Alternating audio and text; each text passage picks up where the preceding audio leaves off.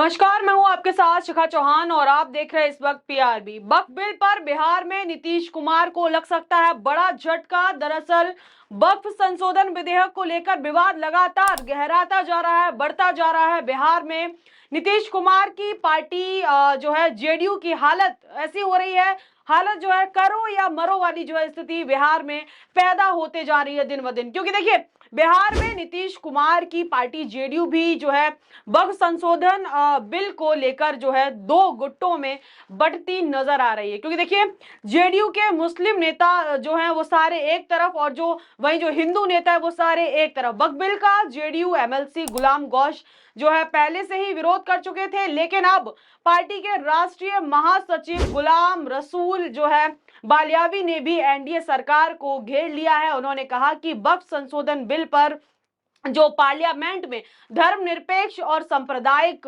जो है सब नंगे हो गए हैं। बिल की कॉपी आने के बाद बहुत जल्द मीटिंग बुलाई जाएगी और इस समय मुस्लिम उबाल पर हैं। इरादे शरिया का प्रमुख होने के नाते मैंने बिल में बदलाव के लिए कई सुझाव दिए थे, लेकिन इन सुझावों पर कोई भी पहल नहीं की गई। आपको बता दें कि इससे पहले भी देखिए खबरें सामने आई थी कि जेडीयू ने जितने भी सुझाव रखे गए हैं, जेडीयू के जितने भी प्रस्ताव रखे गए हैं, उनको भी जो है सरकार ने मंजूरी दी थी। साथ ही साथ जब चंद्रबाबू नायडू की टीडीपी ने जो 3 बड़े सुझाव सरकार को दिए थे, सरकार ने है वो सुझाव माने थे और उनको जो है बिल में पास किया गया था। बिल में जो है उनको ऐड किया गया था, सारे सुझाव माने गए थे। साथ ही साथ खबर थी कि जो जेडीयू है उसके भी सारे प्रस्ताव को जो है सरकार ने माना। उसके बाद ही जो इन पार्टियों ने अपना समर्थन जो है सदन में सरकार को देने का फैसला लिया। लेकिन देखिए, यहाँ पर बिल्कुल उल्टा जो गुलाम रसूल हैं वो कह रहे हैं कि उनकी किसी भी बात को, किसी भी प्रस्ताव को कोई भी तवज्जो नहीं दी गई है।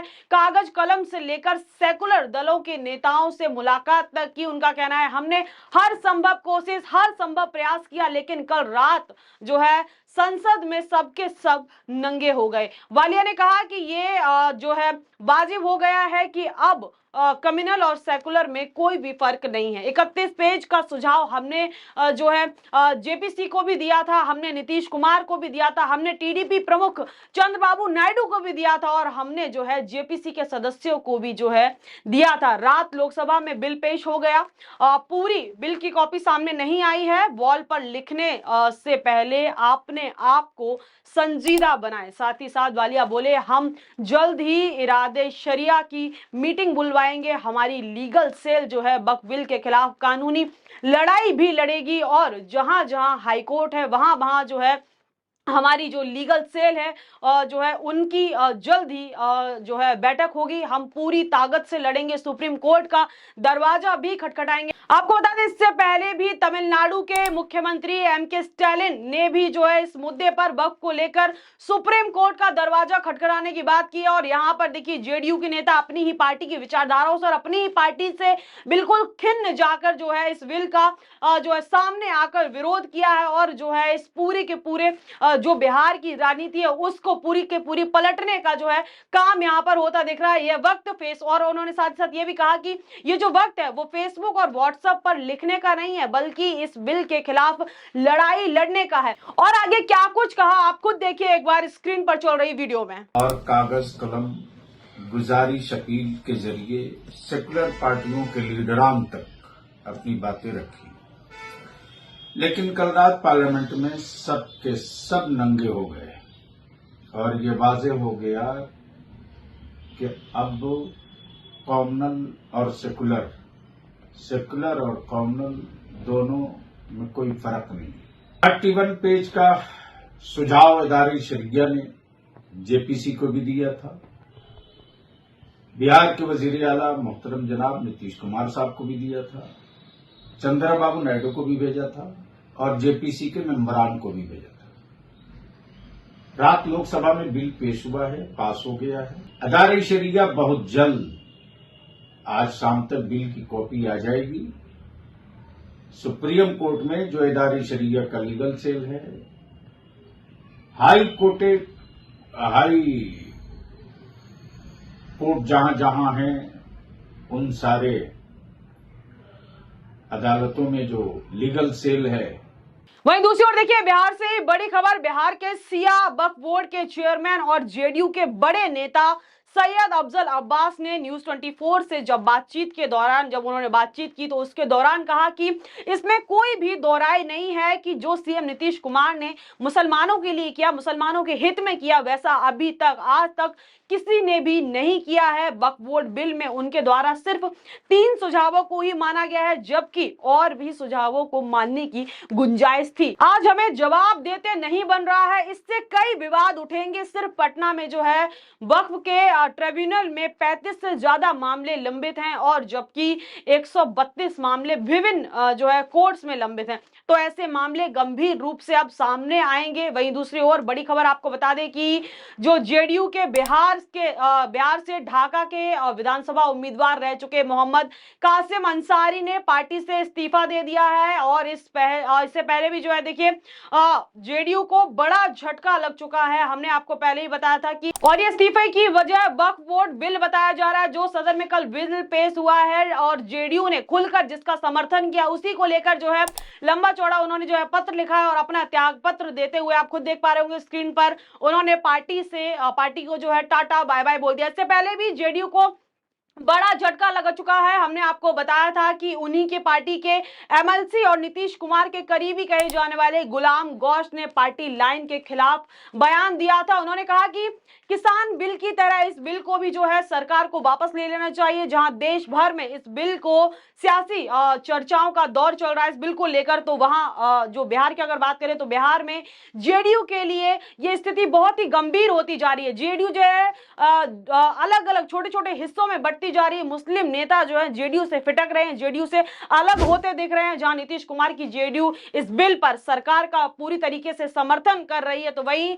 बिहार के बड़े मुस्लिम नेता गुलाम गौश जो है इस मुद्दे पर अपनी ही सरकार के खिलाफ हो गए थे और अब ये जो सबसे पहले जो है ये खिलाफ हुई, अब इसके बाद जो है नंबर ये बढ़ते जा रहे हैं। जेडीयू के जो जितने मुस्लिम नेता है वो सरकार के अगेंस्ट होते जा रहे हैं और ये नंबर देखिए जितने घंटे बीतते जा रहे हैं, जितना समय बीतता जा रहा है, नीतीश कुमार की पार्टी के जो है एक तरीके से बोल सकते हैं टुकड़े कह सकते हैं छोटे छोटे हिस्से में जो है बढ़ती जा रही है। जेडीयू जो एमएलसी हैं गुलाम गौश ने आगे कहा कि अगर ये बिल पास हुआ, जैसे कि उनका पहले बयान आया था, तो पूरे देश भर में मुस्लिम जो है आंदोलन करेंगे और ये बिल जो है लोकसभा में पेश नहीं होना चाहिए, जो कि पेश हुआ और जेडीयू ने उसका खुलकर जो है समर्थन भी किया। अब इस मुद्दे को लेकर क्या कुछ हेडलाइंस चल रही हैं, क्या कुछ आर्टिकल्स आए हैं, क्या कुछ लोगों की प्रतिक्रिया आई है, उन पर भी जो है फटाफट एक बार नजर डाल लेते हैं। और जो है उद्धव ठाकरे ने इस मुद्दे पर जो है बीजेपी को घेरा है, अपना जो है कड़ा बयान दिया है। देखिए उस पर भी एक बार फटाफट से नजर डाल लेते हैं। उद्धव ठाकरे ने कहा कि भाजपा और उसके सहयोगियों द्वारा मुसलमानों के प्रति दिखाई गई चिंता मोहम्मद अली जिन्ना को भी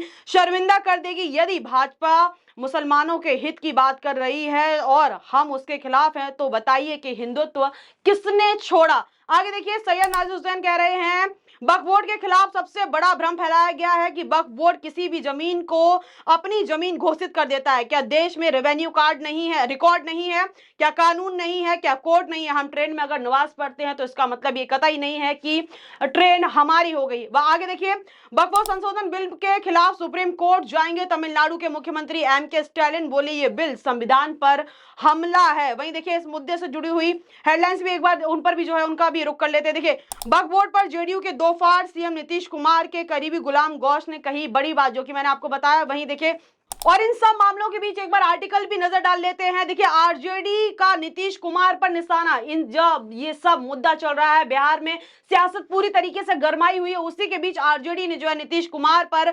निशाना साधा हुआ है। बलियावी के बयान पर आरजेडी ने प्रतिक्रिया देते हुए कहा कि जेडीयू के मुस्लिम नेता ने नीतीश कुमार का सेकुलर चेहरा उजागर कर दिया है। पार्टी ने नेता एजाज अहमद ने कहा कि जेडीयू जो पार्टी के नेता हैं आरजेडी के, उन्होंने कहा कि जेडीयू के मुस्लिम नेताओं और वक्फ बिल से बेचैनी है। जेडीयू के मुस्लिम नेता ने नीतीश कुमार का सेकुलर चेहरा उजागर कर दिया है। जेडीयू के मुस्लिम नेताओं में वक्फ बिल से बेचैनी है।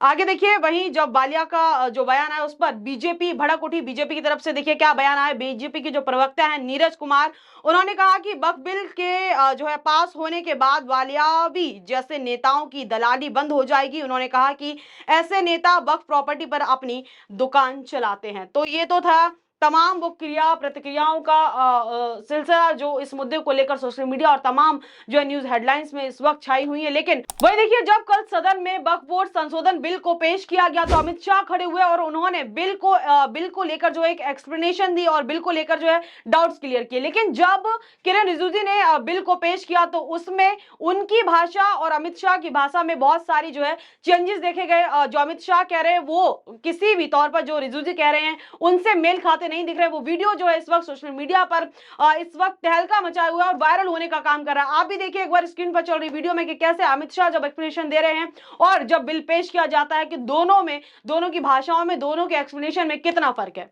माध्यम से, इस सदन के माध्यम से देश भर के मुसलमान भाइयों बहनों को कहना चाहता हूं, आपके वक्फ में एक भी नॉन मुस्लिम नहीं आएगा।